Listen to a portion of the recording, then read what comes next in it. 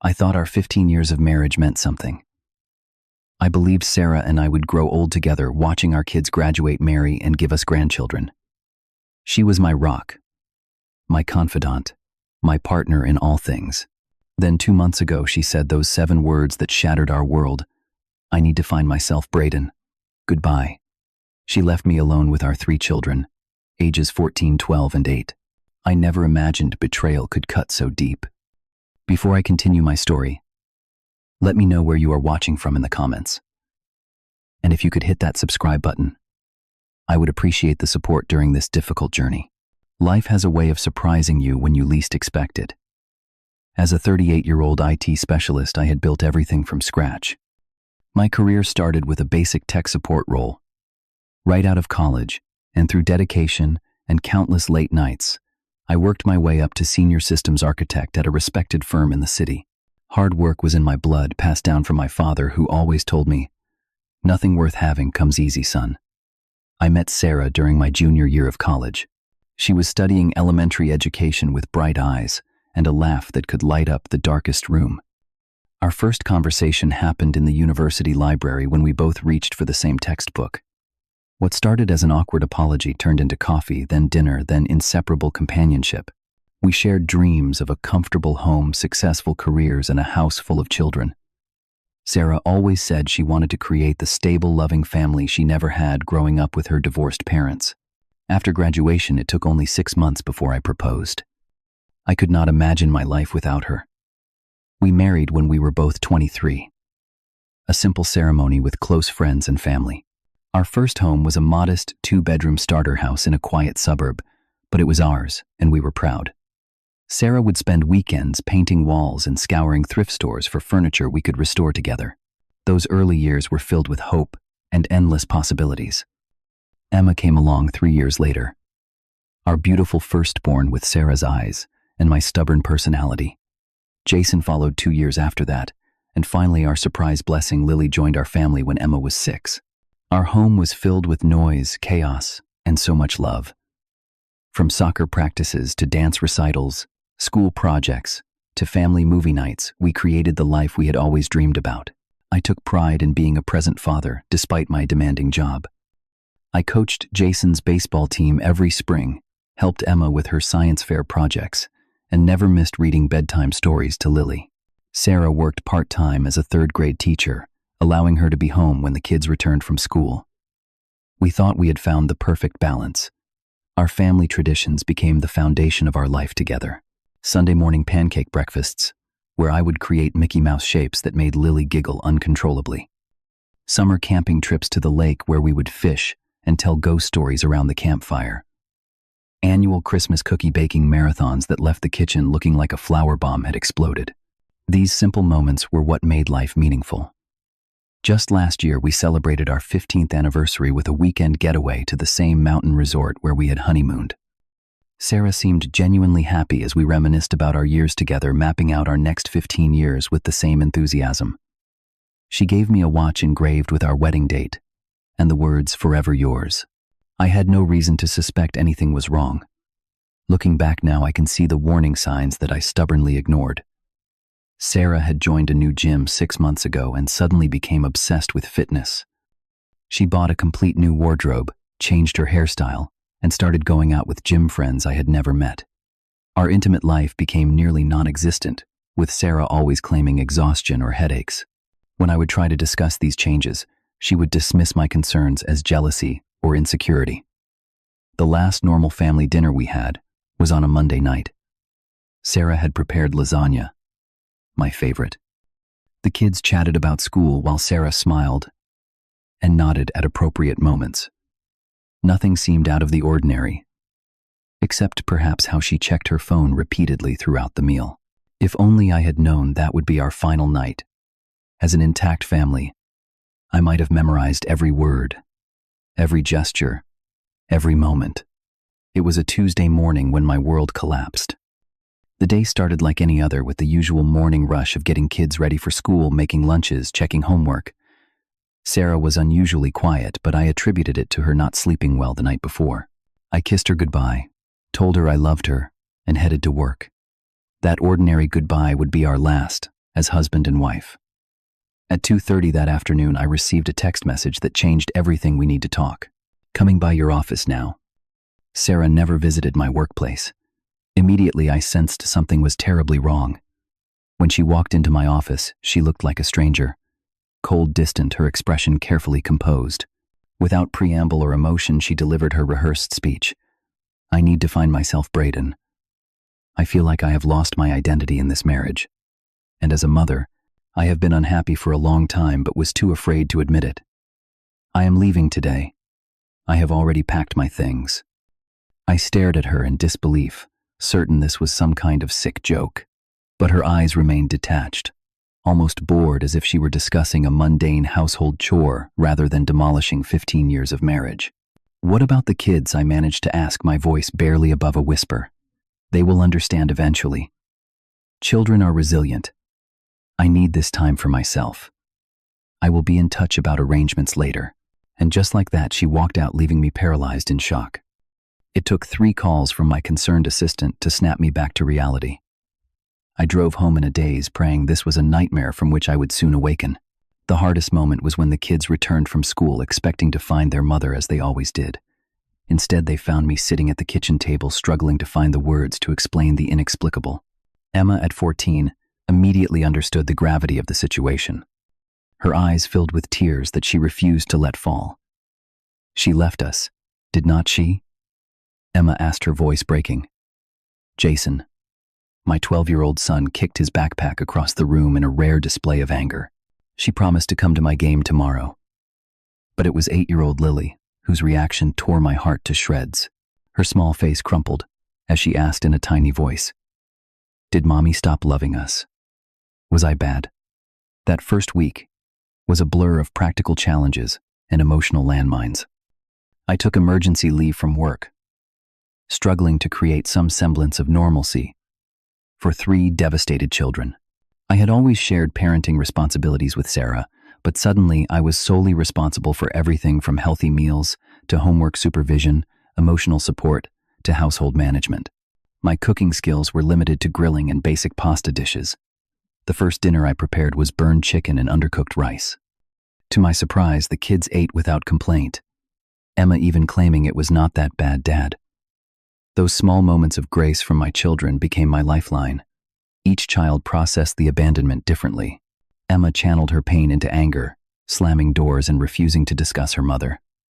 Her rebellion manifested in small ways, at first missing curfew by 15 minutes, leaving homework incomplete. Her teachers emailed about her sudden withdrawal in class. Jason retreated into the world of video games where he could control outcomes and be the hero. Hours would pass with him barely speaking, the sounds of his game the only indication he was present. His baseball coach called to tell me Jason had quit the team despite being one of their strongest players. Lily developed night terrors, waking, screaming for her mother multiple times each night. During the day, she would ask the same questions repeatedly. When is Mommy coming home? Did she take a long vacation? Does she miss us? Each question was a knife to my heart, as I struggled to provide answers that would not further damage her fragile sense of security. Sleep became a luxury I could not afford. After getting the children to bed, I would spend hours researching single parenting strategies, adjusting our budget, and sending desperate messages to Sarah that went unanswered. The few times she responded, her texts were brief and devoid of any information about her whereabouts or plans to see the children. Thankfully, a support system emerged from unexpected places. My parents drove 6 hours to stay with us that first weekend, bringing home cooked meals and steady reassurance. Our neighbor, Mrs. Thornton, a retired teacher, offered to watch Lily after school. My boss arranged for me to work remotely 3 days a week. These small kindnesses kept us afloat when drowning seemed inevitable. 2 weeks after Sarah left, I discovered she had emptied our joint savings account, taking $45,000 we had saved for home renovations and the kids' college funds. The financial betrayal added another layer of stress as I scrambled to reorganize our finances. The planned summer vacation to Florida had to be canceled. I sold my golf clubs and the expensive watch Sarah had given me for our anniversary to build back our emergency fund. The first parent-teacher conference alone was an exercise in humiliation. The pitying looks from teachers who had known us as a couple for years burned into my soul. Emma refused to attend her mother-daughter school dance. Jason missed his science presentation because I confused the dates. Lily cried when other mothers helped with the classroom Valentine's Day party. Each day brought new challenges that highlighted Sarah's absence. One afternoon, while searching for Lily's birth certificate, I found Sarah's hidden journal tucked behind old photo albums. Against my better judgment, I read entries dating back months. The pages revealed a woman I did not recognize writing about, feeling trapped and suffocated by family life. She described our loving home as a prison, and our children as anchors preventing her from living authentically. The most painful entry, dated just weeks before she left, mentioned a connection with someone who sees the real me. My suspicions of infidelity, which I had been trying to suppress, roared to life. Gradually, we established new routines. Emma took on more responsibility, helping Lily with bath time and reading to her when I was busy with Jason's homework. Jason began taking out the trash without being asked and learned to do his own laundry. Lily created a chore chart with colorful stars for completed tasks. We were adapting, finding our way forward without the person we had never imagined living without. Nearly 4 weeks after Sarah's departure, Emma came into my home office, her face white with shock, her phone clutched in her trembling hand. "Dad, you need to see this," she whispered, holding out her phone. There on her Instagram feed was Sarah, tanned and smiling on a tropical beach, arms wrapped around a muscular man with a blinding white smile. The caption read, "Finally living my truth with my soulmate. Number no regrets." Emma's pain was palpable, as tears finally broke through her tough exterior. How could she do this to us? How could she just replace us and be so happy about it? I had no answers that would not cause more damage. I held my daughter as she sobbed, her body, shaking with the force of her grief, turned to rage. That evening, after the kids were asleep, I called Sarah for the first time since she had left. To my surprise, she answered on the third ring. "What do you want, Brayden?" "I am kind of busy," she said, music and laughter in the background. "The kids saw your vacation photos, Sarah. They are devastated. How could you flaunt your new relationship while your children are falling apart?" Her dismissive laugh cut me to the core. I am not going to live my life worrying about everyone's feelings anymore. The kids will adjust. Children are adaptable. They are not abstractions, Sarah. They are real people with real feelings who do not understand why their mother abandoned them. "I did not abandon them," she snapped. "I just needed space. Stop being so dramatic and making me out to be the villain."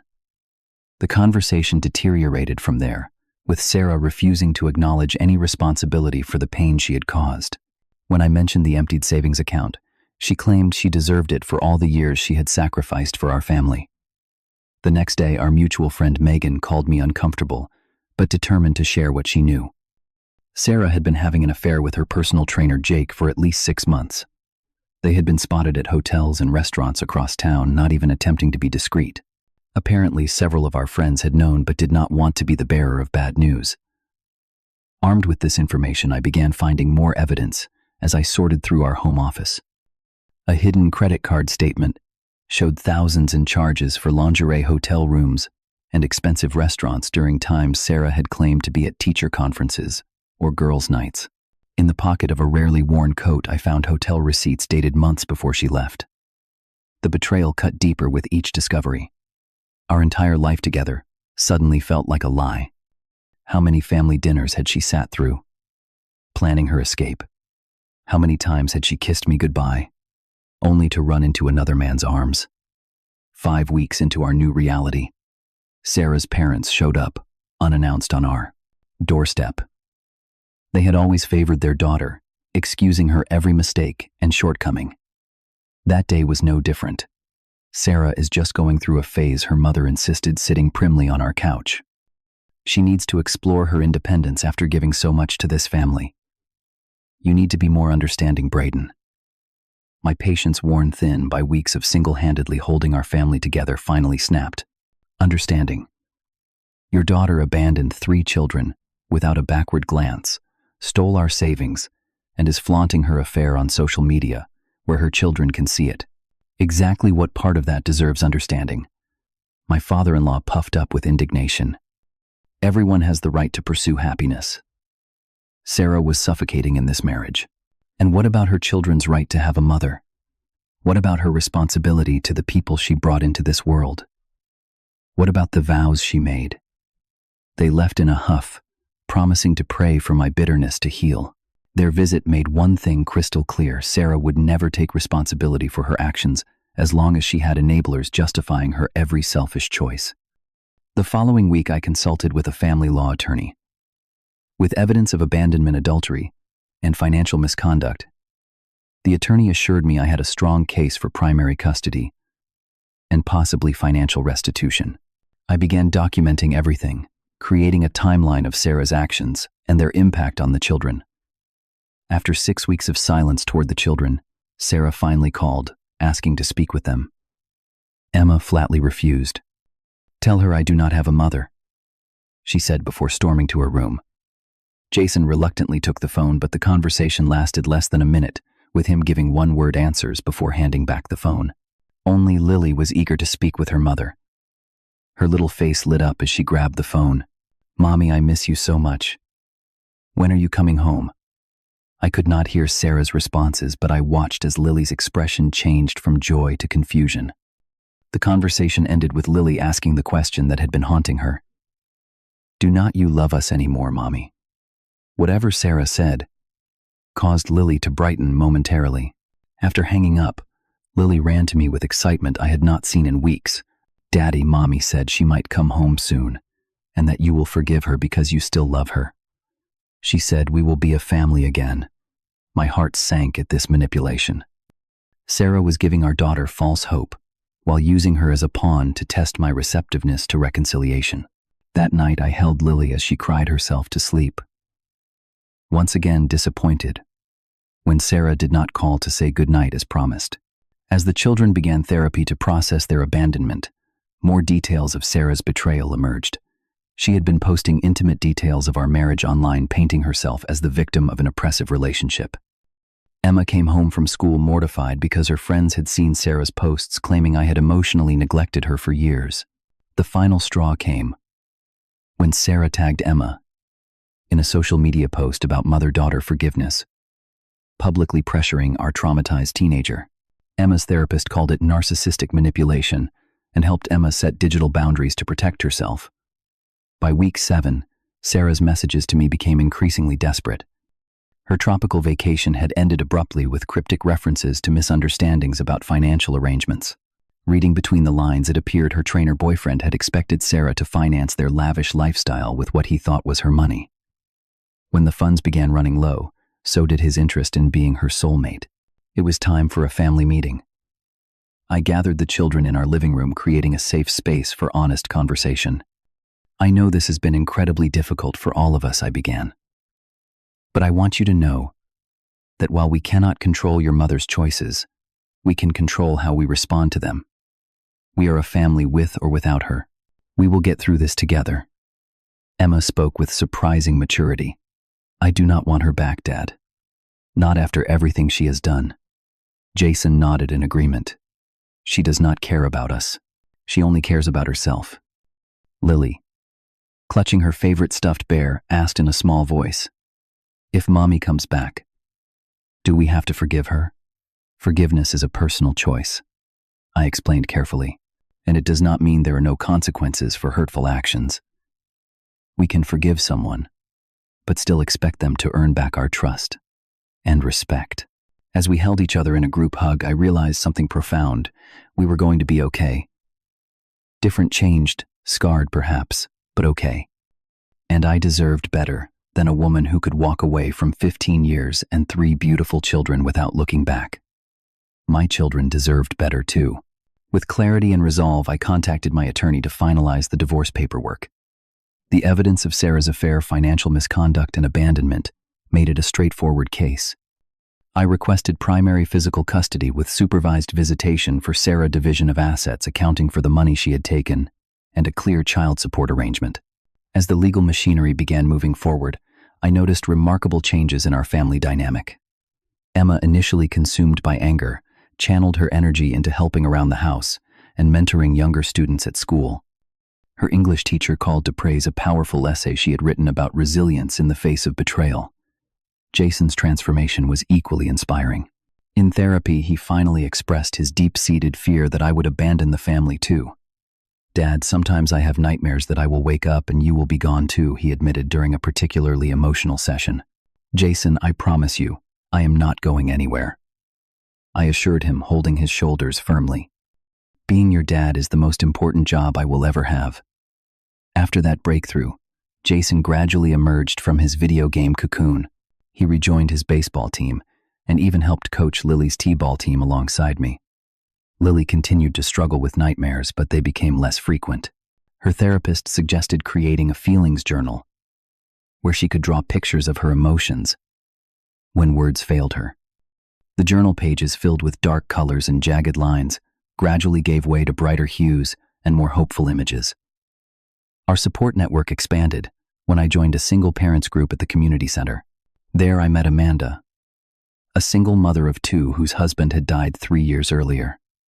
Her strength and practical advice became invaluable as I navigated this new terrain.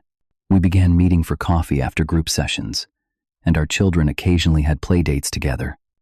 "The pain never completely disappears," Amanda told me during one of our conversations, "but you build a new life around it. And sometimes that new life has unexpected joys you never could have imagined before." Her words proved prophetic as our new family unit established traditions and rhythms uniquely our own. Sunday became breakfast for dinner night, with the kids taking turns choosing elaborate pancake or waffle creations. Thursday was game night, a sacred family time with phones and devices banned. We started a new tradition of monthly adventure days, where we would explore somewhere new within driving distance. 8 weeks after Sarah's departure, as we were settling into our new normal, my phone lit up with a text message that sent my heart racing. "I am coming home tomorrow. We need to talk. I have realized what is truly important." I showed the message to the children's therapist, who advised preparing them for Sarah's visit without creating false expectations. That evening, I sat the children down for another family meeting. "Your mother has texted that she is coming by tomorrow," I explained calmly, watching their faces for reactions. Emma's jaw tightened. "I do not want to see her." Jason shrugged, trying to appear indifferent, though I could see the conflict in his eyes. Lily bounced excitedly. "Is mommy coming home for good?" "I do not know what your mother's intentions are," I answered honestly. "But I want you all to know that you can feel however you feel about seeing her. You can choose to talk with her or not, and no matter what happens, nothing will change the fact that we are a family." That night, I barely slept, mentally preparing for every possible scenario. By morning, I had made my decision. I would remain calm, set clear boundaries, and prioritize the children's emotional well-being above all else. The divorce papers sat ready on my desk, a physical reminder of my resolve. I spent the morning cleaning the house, not for Sarah's benefit, but to give myself a productive outlet for nervous energy. I packed the remaining items she had left behind into boxes, clearing her physical presence from our home just as we had begun clearing her emotional hold over us. At precisely 2:30, the time she had left that fateful day 2 months ago, our doorbell rang. I took a deep breath, squared my shoulders, and opened the door. Sarah stood on our porch, looking nothing like the confident woman who had walked out on us. Her hair was unstyled, dark roots showing through the blonde. Her designer clothes had been replaced by worn jeans and a plain t-shirt. No luggage accompanied her, a clear indication she expected to move back into our home seamlessly. "Brayden," she said, her voice artificially bright. "It is so good to see you. You look well. What can I do for you, Sarah?" I asked, not inviting her inside. Her smile faltered at my lack of warmth. "Can I come in? It is my house too, you know." Reluctantly, I stepped aside, allowing her into the entryway, but no further. Her eyes darted around, noting the changes we had made in her absence. The family photos that once featured her prominently had been replaced with new ones of just the children and me. I have had time to think, she began, clearly launching into a rehearsed speech. I needed that space to find clarity about what truly matters in life. I realize now that my happiness is here with my family. "What happened to Jake?" I asked bluntly. Her face flushed. "That was a mistake. He was not who I thought he was." You mean he spent all your money, our money, and then dumped you? I translated flatly. Sarah's eyes flashed with anger before she composed herself. People make mistakes, Braden. I am human, but I am ready to come home now and rebuild our family. The children need their mother. The children needed their mother 2 months ago when you walked out on them without a backward glance. They needed their mother when they cried themselves to sleep night after night.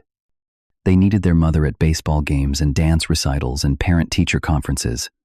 Her eyes welled with calculated tears. I know I hurt them. I want to make it right. We can go to counseling work through this. For the sake of our children, we should try to save our marriage. I held up my hand to stop her performance. Sarah, I have something for you. Consider it a welcome home gift. I retrieved the envelope from my desk and handed it to her. Her face registered confusion, then shock as she realized what she was holding. Divorce papers. You cannot be serious, Braden. 15 years of marriage, and you throw it away without even trying to work things out. You threw away our marriage the moment you began your affair. You threw away your role as mother when you abandoned your children. You threw away my trust when you emptied our savings account. These papers just make official what you already destroyed. Before she could respond, Emma appeared at the top of the stairs, Jason and Lily flanking her on either side. Their united front, something we had not rehearsed or planned, brought a lump to my throat. We heard yelling, Emma said coolly, staring down at her mother. Hello, Sarah.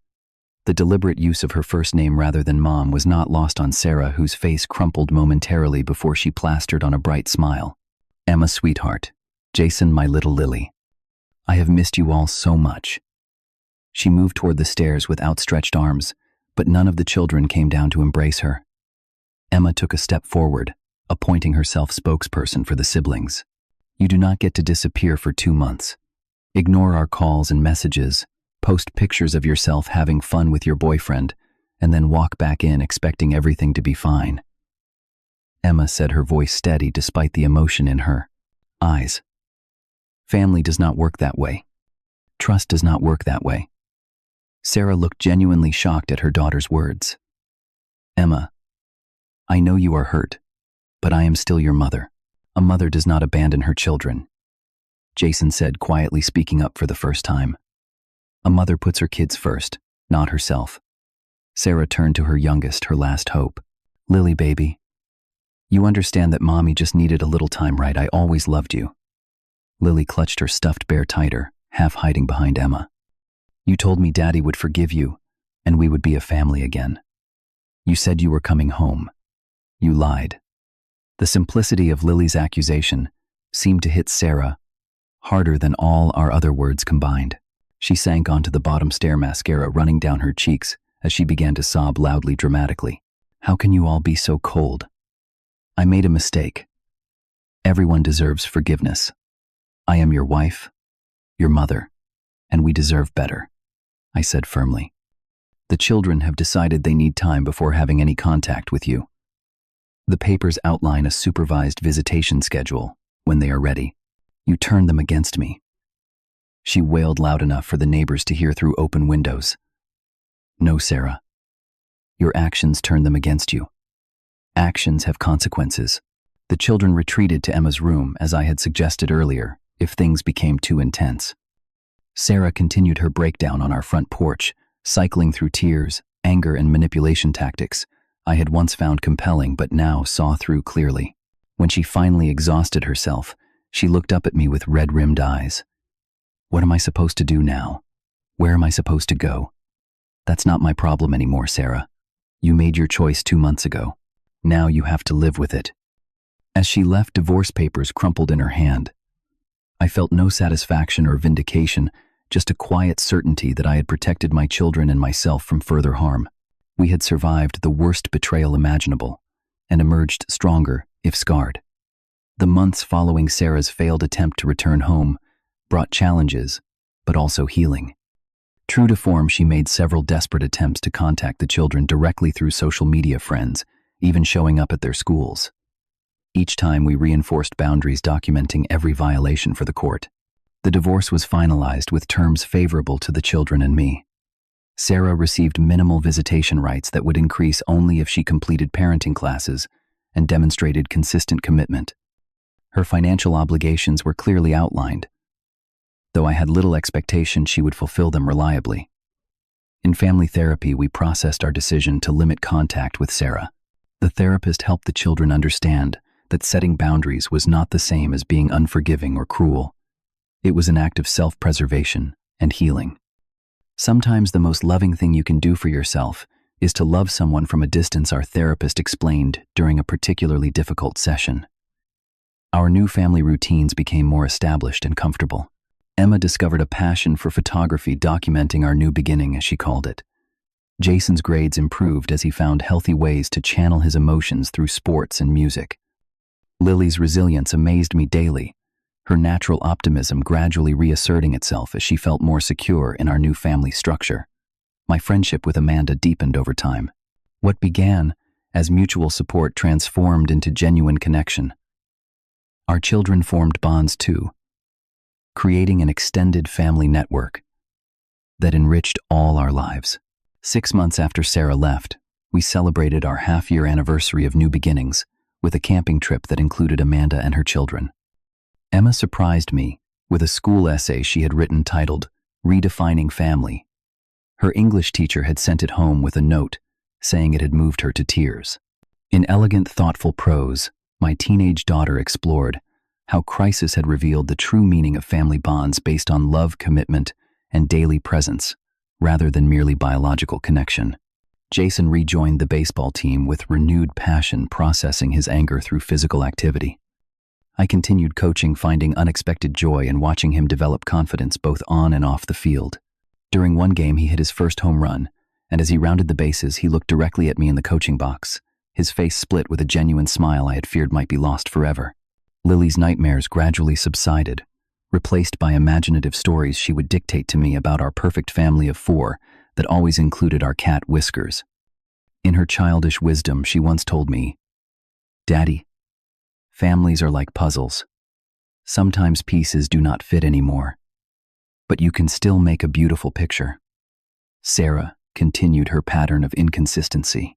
Some weeks, she would bombard us with messages and gifts.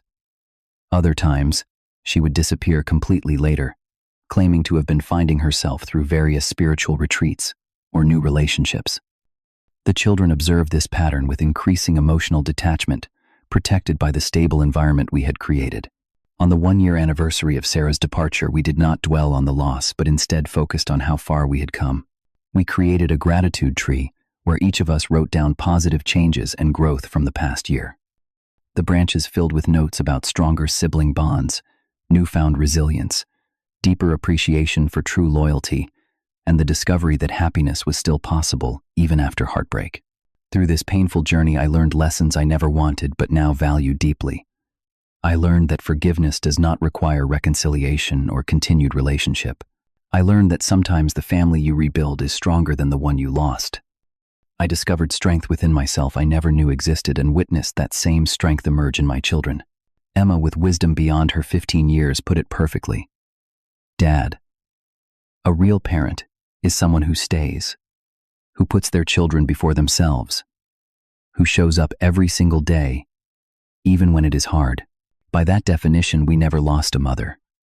We just discovered who our real parent was all along.